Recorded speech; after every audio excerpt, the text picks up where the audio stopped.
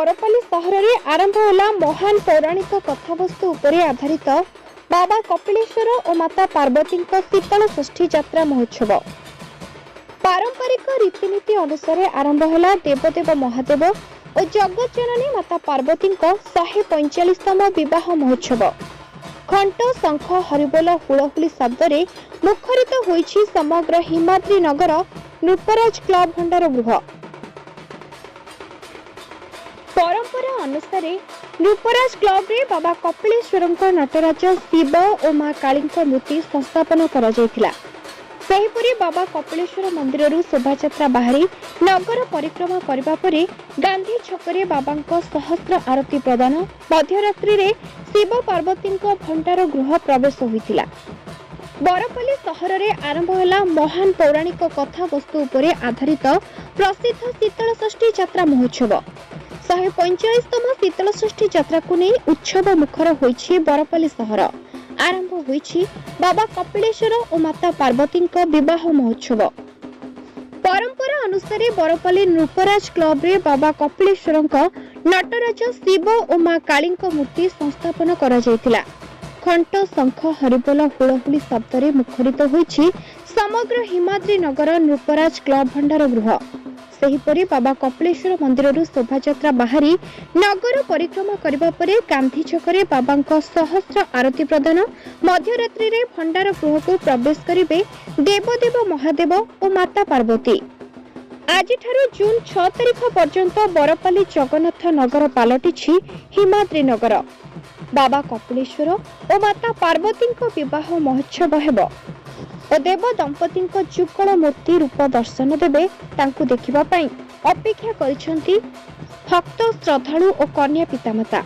मोर नाम जे मलय कुमार त्रिपाठी, बरपाली जगन्नाथ नगर वर्तमान हिमाद्री नगर। आज काना कार्यक्रम रहे आज आम नटराज मूर्ति नहीं जाइलु नो हमर पूजा पाठ करी मंगलाचरण करी आम भक्त मान को नहीं हिमाद्री नगर प्रसेसन रे बाहरी करी आम गलु नटराज मूर्ति पूजा कलु। पूजा सारिकी धरिकी आम आसलु। विधिवत भाव यात्रा आरंभ होइछि। आज विधिवत यात्रा कल राति 12 बजे नो विधिवत हिसाब से आमर अनाउंस है जे यात्रा आरंभ है बोली तो बाण फुटिकी आज सकाल मंगलाचरण होमर यात्राटा शुभारंभ है। हिमाद्री नगरवासी केते खुशी? हिमाद्री नगर समस्ते उत्साहित होइछन। खरा नहीं मानिक खाली पादरे जाइकरी बाबा नटराज को खरा नहीं मानिक सब धरिक आइछन। मोर ना सदानंद दास, घर बरपाली। हाँ, आज सकाल 8टा 9टारू आम आसी पंचगव्य शोधन कलु। जिते भक्त मैंने आसले समस्ते पंचगव्य पाई काय शुद्धि कले तार समस्ते व्रत बांधले एवं आम प्रथम नटराज मूर्ति पूजा आरंभ कलु। तांकर पूजा हो सारा पर माँ काली पूजा है। काली माता से अनुसार पूजा है विधिवत अनुसार हो सारा पर हिमाद्री नगर नटराज मूर्ति को नेबापी से मैंने शोभा यात्रा एठी को आसला एठी नटराज मूर्ति को से मैंने आसी तांकर पूजा आराधना एवं आम पुणी पूजा आराधना है एवं दुई जनकर पूजा आराधना हो सारा पर से माने नटराज मूर्ति को लेकिन वर्तमान गले हिमाद्री नगर को से माने तांकर गोटे स्पेशल मंडप करिकी से मंडप रे से माने तांको अवस्थापन करिकी आज भी से माने दैनंदिन तांकर नटराजंकर पूजा पाठ से माने करबे। एवं आज्ञा आज प्रतिपदा काली थला अमावास्या आज प्रतिपदा रु 31/5 रु पूजा आरंभ है। एटा 6 जून पर्यंत चलिबो। आज संध्यारे आम पुणी भंडार घर बाहर की जीवु कपिलेश्वर मंदिर को से उमा महेश्वर को धरिकी बरपाली परिक्रमा करी आनिक भंडार घर पहुँचू पहुँचू राति 10 साढ़े 10 11 भी हो ये आसला महाप्रभु अवस्थान कर पूजा आराधना हवा। मोर ना नंद बाबू, मो शीतल षष्ठी यात्रा कमिटी सभापति। बहुत दिन प्रतीक्षा आज अंत घटी शेष में 145तम शीतल षष्ठी यात्रा आज आरंभ होती।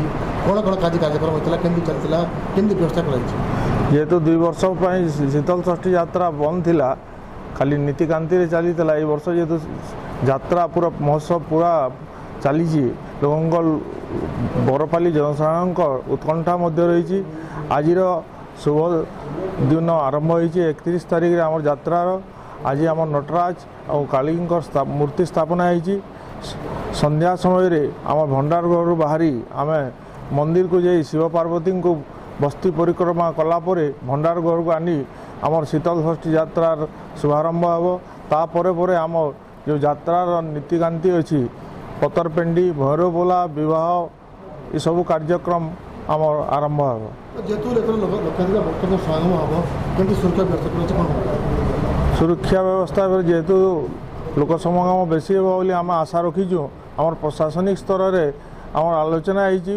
पुलिस फोर्स वॉलंटियर भाई माने तथा बरपाली जनसाधारण समस्ते सहयोग करी केमती शांति श्रृंखलार सहित यात्राटा समापन हो समस्त को अनुरोध करा भिन्न परंपरा नियारा उत्सव 1877 मसीह बरपाली रे आरंभ होईछि बाबा कपिलेश्वर और माता पार्वती शीतल षष्ठी यात्रा महोत्सव।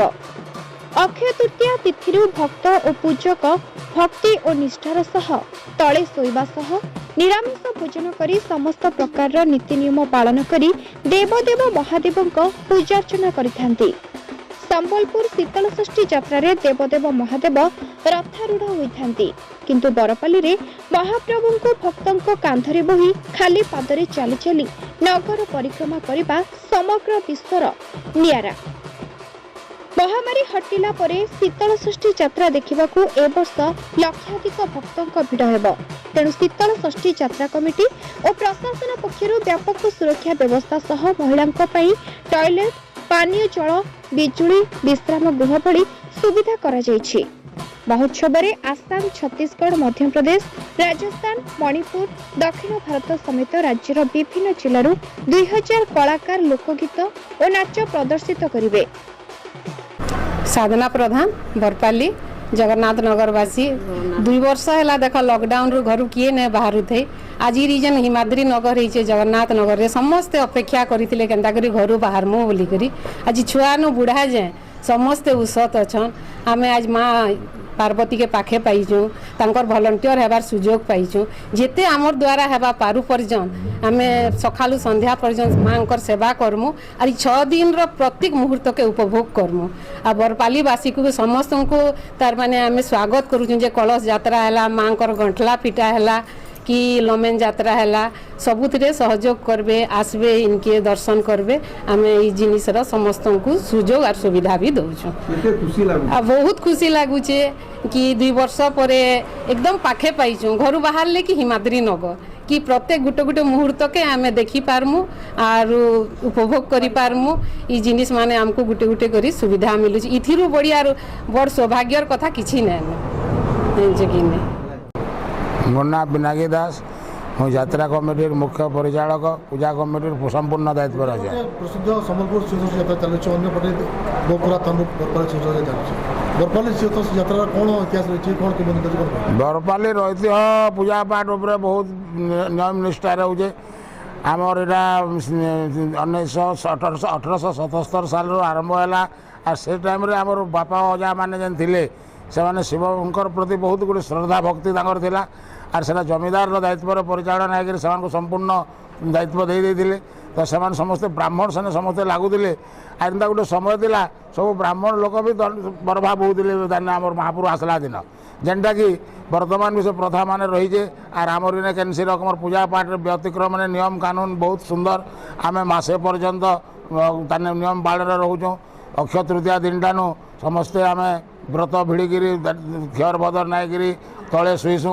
खाद्यपेयर गोटे संयम रहीसु परिवार संगे गोटे अलग बासन गला बाकी रहीसु सेन्ता रकम ताने बहुत नियम अच्छी तार पर आमर मेढ़ बोहीकि लोग नौ आमर 80 लोग पूरा बोहबार लगी मजबूत रहसन सब बेले तो आम लास्ट दिन समस्त 80 लोग बोहीसन आर से बोहबार परंपराटा आमर ठाने अच्छे बोली आमर पूजा पद्धति ऐतिह्यटा ताने संबलपुर ठानु टिके व्यतिक्रम अच्छे आर से नियम अनुसार आम वर्तमान भी चलुचे।